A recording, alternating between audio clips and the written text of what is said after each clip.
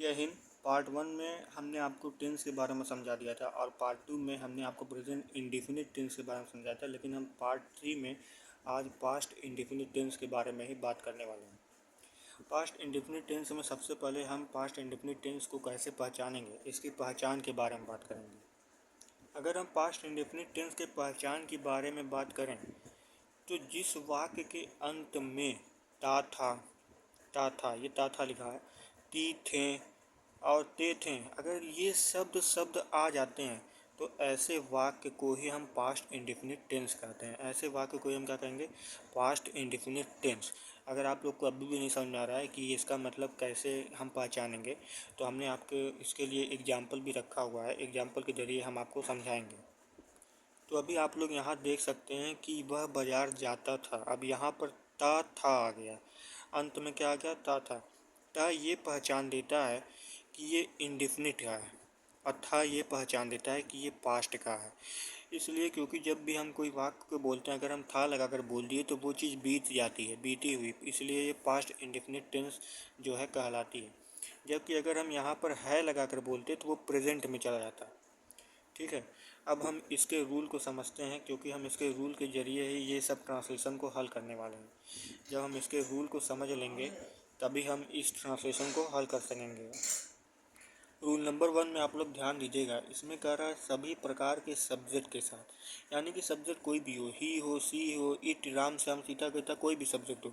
यहाँ पर सभी प्रकार के सब्जेक्ट के साथ वर्ब का सेकेंड फॉर्म लगेगा। वर्ब का कौन सा फॉर्म लगेगा? सेकेंड फॉर्म लगेगा। इसलिए रूल नंबर 1 के हिसाब से हम लोग जो है एक ट्रांसलेशन को हल करके देखेंगे, लेकिन उससे पहले हम लोग रूल नंबर 2 को भी समझेंगे। अगर हम लोग रूल नंबर 2 की ओर ध्यान दें तो ये कह रहा है अगर निगेटिव और इंट्रोगेटिव सेंटेंस हैं, निगेटिव तथा इंट्रोगेटिव वाक्य में डिड का प्रयोग होगा और यहाँ पर वर्ब का सेकेंड फॉर्म का प्रयोग नहीं होगा, वहाँ यहाँ पर वर्ब का फर्स्ट फॉर्म का प्रयोग हम लोग करेंगे। चलिए अब इसी रूल के हिसाब से हम इसके एक एग्जाम्पल को हल करके देखते हैं। सबसे पहले हम इस एग्जाम्पल की ओर देखेंगे, वह बाजार जाता था, जिसमें हम इस रूल को सबसे पहले subject plus verb plus object in तीनों के अकॉर्डिंग से हम लोग चलेंगे। इसमें से सबसे पहले हमें ये ढूंढना है कि इसमें से सब्जेक्ट कौन सा है। तो आप लोग देख सकते हैं सब्जेक्ट जो है यहाँ पर ही है, तो हम ही लिख देंगे। फिर उसके बाद वर्ब यानी कि क्रिया क्या कर रहा है, तो जाने क्या कर रहा है। तो आप तो ये तो देख के पहचान गए कि अंत में ता था आ गया, तो ये पास्ट इंडेफिनिट टेंस हो गया। लेकिन अब हम इसके सब्जेक्ट की अगर देखें तो यहाँ पर देखिए रूल नंबर 1 कह रहा था कि सभी प्रकार के सब्जेक्ट के साथ वर्ब का सेकेंड फॉर्म लगाते हैं। सब्जेक्ट कोई भी हो, वर्ब का सेकेंड फॉर्म लग जाएगा, इसलिए यहाँ पर वर्ब का सेकेंड फॉर्म लग जाएगा। गो का सेकेंड फॉर्म होता है वेंट, तो आप लोग वेंट लगा देंगे। ही वेंट, अब कहीं जाता है तो टू लगा देंगे और मार्केट हो जाएगा। चलिए इस प्रकार ये वाला ट्रांसलेशन हमारा पूरी तरह से कंप्लीट हो गया। अब हम एग्जांपल 2 की ओर अगर देखें तो यहाँ पर लिखा है मैं स्कूल नहीं जाता था। अब यहाँ पर आप लोग देख सकते हैं यहाँ पर नेगेटिव सेंटेंस का प्रयोग हुआ है, तो ये यहाँ पर आप लोग देखेंगे रूल नंबर 2। रूल नंबर 2 ने कहा था कि नेगेटिव अगर सेंटेंस हो और इंट्रोगेटिव सेंटेंस हो तब डिड लगा दो और फर्स्ट का सेकेंड फॉर्म का प्रयोग तब नहीं होगा। जबकि रूल नंबर 1 कहा था अगर सभी प्रकार के सब्जेक्ट के साथ सेकेंड फॉर्म लगाना। लेकिन रूल नंबर 2 के अकॉर्डिंग अगर नेगेटिव और इंट्रोगेटिव सेंटेंस है तब आप डिड का प्रयोग करोगे और वर्ब का फर्स्ट फॉर्म ही रहेगा।